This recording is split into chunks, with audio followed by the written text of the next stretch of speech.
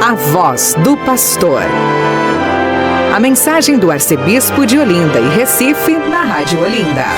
Sou bom pastor, ovelhas guardarei, não tenho outro ofício nem terei.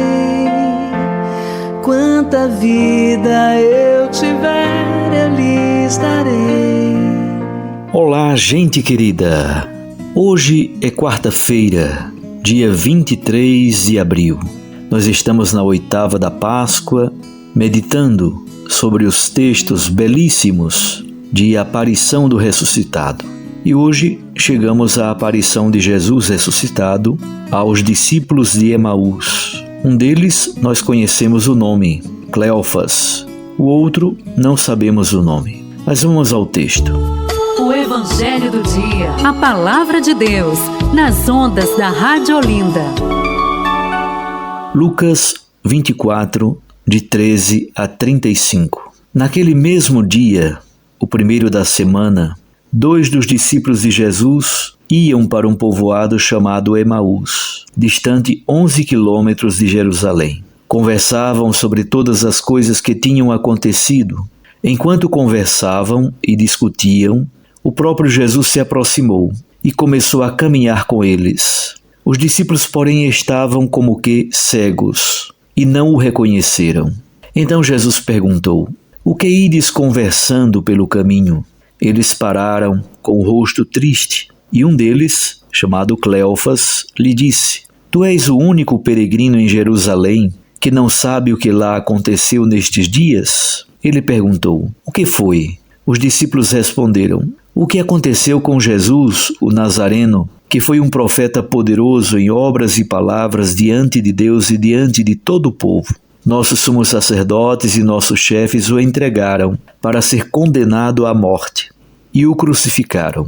Nós esperávamos que ele fosse libertar Israel, mas apesar de tudo isso, já faz 3 dias que todas essas coisas aconteceram.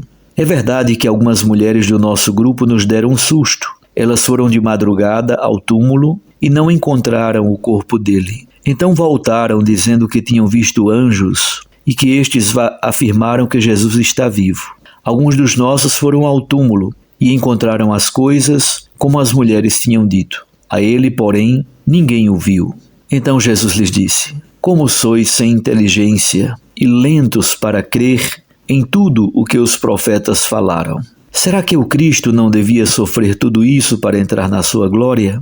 E começando por Moisés e passando pelos profetas, explicava aos discípulos todas as passagens da Escritura que falavam a respeito dele. Quando chegaram perto do povoado para onde iam, Jesus fez de conta que ia mais adiante. Eles, porém, insistiram com Jesus, dizendo: "Fica conosco, pois já é tarde e a noite vem chegando." Jesus entrou para ficar com eles. Quando se sentou à mesa com eles, tomou o pão, abençoou-o, partiu-o e lhes distribuía. Nisso, os olhos dos discípulos se abriram e eles reconheceram Jesus. Jesus, porém, desapareceu da frente deles. Então um disse ao outro: "Não estava ardendo o nosso coração quando ele nos falava pelo caminho e nos explicava as Escrituras?" Naquela mesma hora, eles se levantaram e voltaram para Jerusalém, onde encontraram os 11 reunidos com os outros. E estes confirmaram: realmente, o Senhor ressuscitou e apareceu a Simão. Então os 2 contaram o que tinha acontecido no caminho e como tinham reconhecido Jesus ao partir o pão. Palavra da salvação. Glória a vós, Senhor. Minhas irmãs e meus irmãos, aí está mais um relato de aparição do ressuscitado.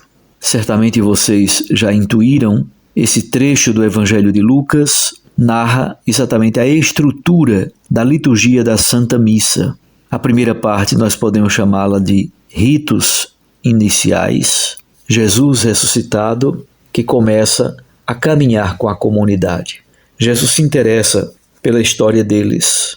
Jesus se interessa por aquilo que está acontecendo na vida da comunidade dos discípulos. Começa a caminhar como um peregrino anônimo, ainda desconhecido. trava diálogo, começa a criar laços de comunhão, de unidade. Vai se formando uma comunidade litúrgico-celebrativa. Depois, a partir do versículo 25, começa a liturgia da palavra. Então Jesus lhes disse: como sois sem inteligência e lentos para crer em tudo aquilo que os profetas falaram. Jesus então, começando por Moisés e passando pelos profetas, versículo 27, explicava aos discípulos todas as passagens da Escritura que falavam a respeito dele. Aqui está a segunda parte da Santa Missa, que é a liturgia da palavra. Depois, quando chegaram ao povoado, eles convidaram Jesus para permanecer com eles e dormir, porque já era tarde. Uma das leis em Israel é a lei da hospitalidade. Um peregrino, ao cair da tarde, deve ser convidado para dormir, para repousar, para seguir viagem no dia seguinte. Pois bem, convidaram Jesus. Fica conosco, pois já é tarde e a noite vem chegando. Quando Jesus entra, eles se sentam à mesa para uma refeição, no versículo 30. E aqui está toda a estrutura da liturgia eucarística. Jesus tomou o pão, abençoou-o, partiu-o e lhes distribuía. Aqui está a estrutura da liturgia eucarística. As três partes estão presentes com estas palavras. Jesus tomou o pão, equivale exatamente ao ofertório, a apresentação das oferendas, a primeira parte da liturgia eucarística. Abençoou-o, deu graças, equivale à oração eucarística, o prefácio e a segunda parte da oração eucarística. Partiu-o e lhes distribuía, equivale à terceira parte da liturgia eucarística, que é o rito da comunhão propriamente dito. Então aqui temos com essas três palavras as três partes da liturgia eucarística. Finalmente, quando os olhos dos discípulos se abrem, eles percebem que é Jesus ressuscitado, eles voltam correndo à comunidade para anunciar aquilo que eles experimentaram no caminho, no encontro com Jesus, por meio da palavra e por meio do pão eucarístico compartilhado. E eles dizem, quando Jesus anunciava a palavra, o coração começou a arder. Quando Jesus partilhou o pão, os olhos se abriram. É para isso que serve a Santa Missa, para fazer o coração arder e os olhos se abrirem, para percebermos a presença do ressuscitado e assim podermos ser testemunhas de Jesus ressuscitado. É interessante que, quando eles abrem os olhos e percebem que é Jesus, Jesus ressuscitado desaparece da frente deles, porque agora Jesus ressuscitado está dentro deles. E é este fogo, este ardor que deve conduzi-los. Por isso, eles voltam correndo à comunidade, a Jerusalém, para anunciar aos outros aquilo que eles experimentaram. Como é bonito esse texto, meus irmãos. Belíssimo. Nós poderíamos resumi-lo com 7 palavras. A primeira palavra é caminho. Eles vêm no caminho, um caminho sombrio, de Jerusalém para Emaús. Aparentemente, tudo acabou, tudo é decepção. Aparentemente, tudo acabou naquela sexta-feira à tarde, na cruz. Então a primeira palavra é caminho. A segunda palavra é peregrino. Jesus é um peregrino anônimo.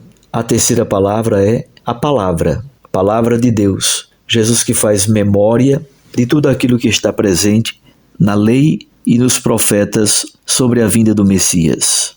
A quarta palavra é pão. Jesus que parte o pão. A quinta palavra é casa. A casa como espaço de acolhida da comunidade dos discípulos.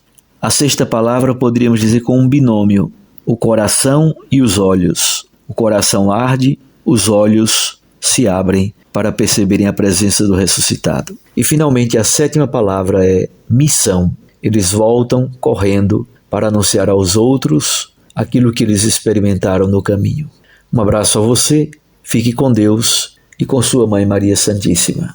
Até amanhã, se Deus nos permitir. A voz do pastor. Sou bom pastor, ovelhas guardarei, não tenho outro ofício nem terei. Quanta vida eu tiver, eu lhes darei.